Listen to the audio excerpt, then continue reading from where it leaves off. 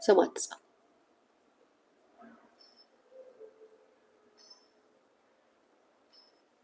በነገራችን ላይ ቲክታከሮች ላይ HIV ምርመራ ሊደረግ ነው አሉ።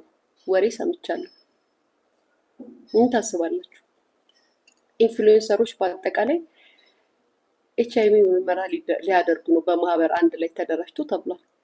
እና የማይመረመር ሰው ይጠየቅበታል እየተባለ ነው። ምን ትላላችሁ ጋይስ? በጣም የሚያስፈራ ነገር እየሰማን ነው። በጣም የሚያስፈራ ነገር እየሰማን ነው። ወጣቱ ቲክታከሩ ከባድ ነገር ውስጥ ነው ያለው። እያዘንኩኝ ነው እኔ በጣም ዋይ ቢኮዝ ወጣቱ አንድን ወጣት እያየ የማይሆን ነገር ውስጥ እየገባ ነው። መማር ባለባቸው ሰዓት ላይ ሶሻል ሚዲያ ላይ ልጆቻችን ታዳጊዎቻችን አቋራጭ እድገት፣ አቋራጭ ፍምስና፣ አቋራጭ ገንዘብ፣ አቋራጭ ይሄ ለየት ያለ ህይወት በጣም ስላጓጓቸው ልጆቻችን ያልተገባ ቦታ ውስጥ እየተገኙ ነው።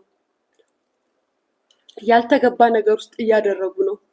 እናት በልጆቿ በጣም እያዘነች ነው፣ እየፈራች ነው። ስለዚህም ልጆቻችን የት እንደሚውሉ ምን እንደሚያደርጉ ከማን ጋር እንደሚገናኙ ስለማናቅ እኛ እናቶች የግዴታ ለአቅመ አዳም የደረሱትን ልጆቻችንን እንዲሁም ኢንፍሉዌንሰር የሆኑትን ሶሻል ሚዲያ ላይ ያሉትን ሰዎች ደማቸውን ቼክ ማድረግ እንፈልጋለን። ለልጆቻችንም ደህንነት፣ ለባሎቻችንም ደህንነት፣ ለራሳችንም ደህንነት ስንል የስ ጋይስ የስ ይሄ አሳሳቢ ነገር ነው። ኢምፖርታንት ነገር ነው። ቀልድ አይደለም። የለበሰው ሁሉ የዘነጠው ሁሉ ሌላውን ሲያምስ አይደለም፣ ህይወትን ሲያበላሽ አይደለም።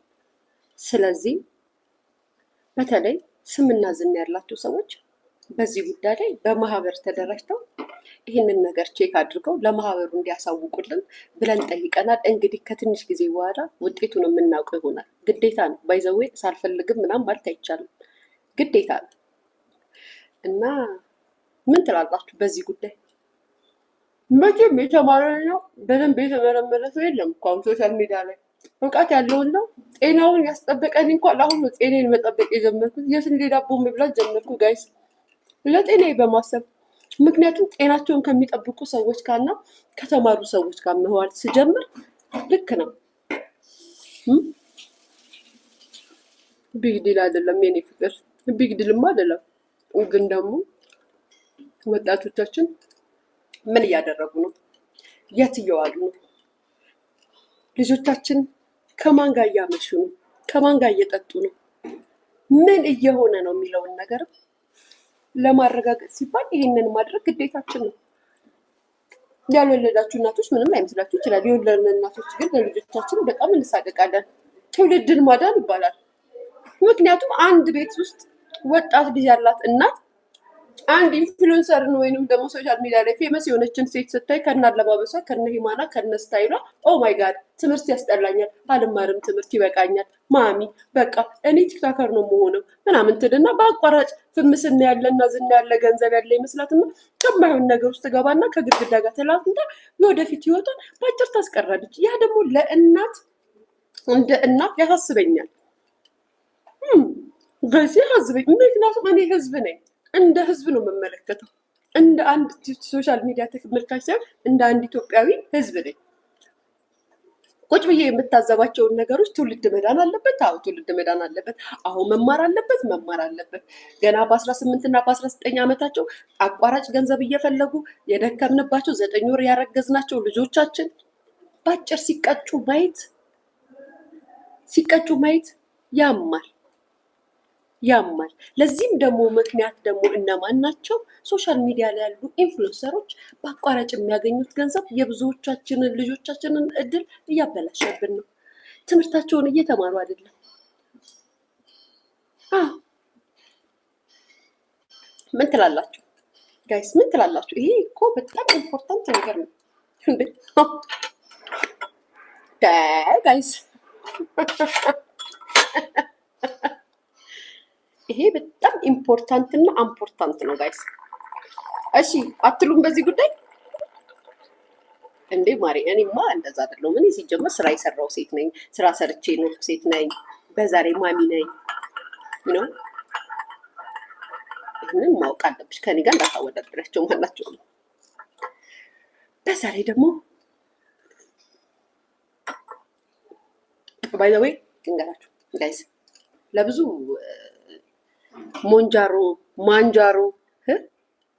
ማንጃሮ ኦኬ፣ ማንጃሮ ማለት የሚያከሰው መርፌውን ተወግቼው መሰላችሁ ሰውነቴ ስታዩት? ኦ ማይ ጋድ። አይ እንደሱ አይነት ነገር እንደማዳረግ ደጋግሜ ነግሬያቸዋለሁ። ከፈለጋችሁም በላይኛው ጌታ ብዬ እምልላችኋለሁ። እኔ እንደዚህ አይነት ነገር እንኳን ብዙም አልጠቀምም። ይሄ ካበላልና ራስን ከመጠበቅ የመጣ ነው። ራስን ከማወቅ የመጣ ነገር ነው። አመሰግናለሁ ጋይስ ቴንክ ዩ። ለውጥማ እያያችሁ ነው። ለውጥማ እያያችሁ ነው። እሺ እና ልንገራችሁ ጋይስ ቡርቴ ቡና ግን በጣም ጠቅሟል። ፈልገሽ ነው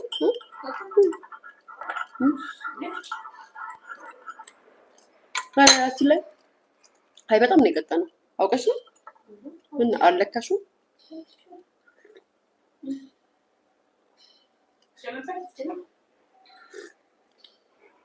የከሰረች ዩቱበር ልክ ነሽ የኔ ማር ልክ ነሽ። እና ምን ተሻለኝ? ጎፈንድሚ ልሰብስብ። አዎ በጣም ነው የቀጠለው ማሪ። እና ጎፈንድሚ ልክፈት። አታግዥኝም?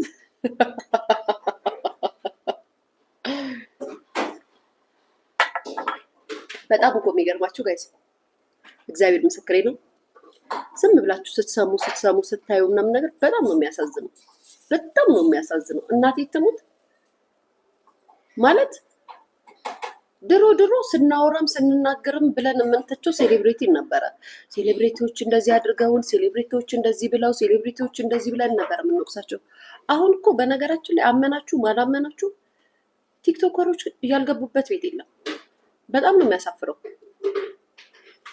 በጣም ነው የሚያሳዝነው። እርግጠኛ ነኝ ፈርተሽ ድምፅሽን አጥፍተሽ የተቀመጥሽ እናት አለሽ። በቲክቶክ እየደረሱኝ ነውና ድምፅሽን አጥፍተሽ ድምፅሽን ዘግተሽ ቤት ውስጥ እያለቀሽ ያለሽ ማሚ አለሽ። እየሰማሁ ነው ባይዘው እየሰማሁ ነው።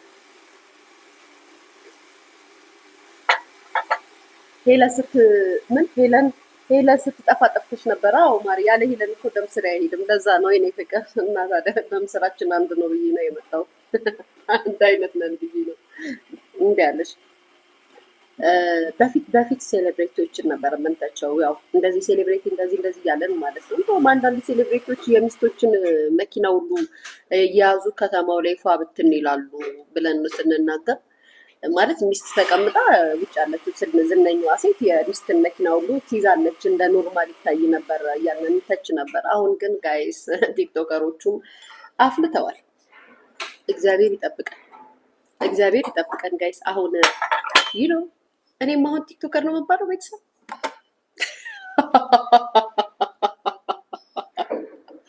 እኔም አሁን ቲክቶከር ነው የምባለው ጋይስ። ከባድ ነው። አንዳንድ ቲክቶከሮች ዊኒጥ የምትሉ ተረጋጉ።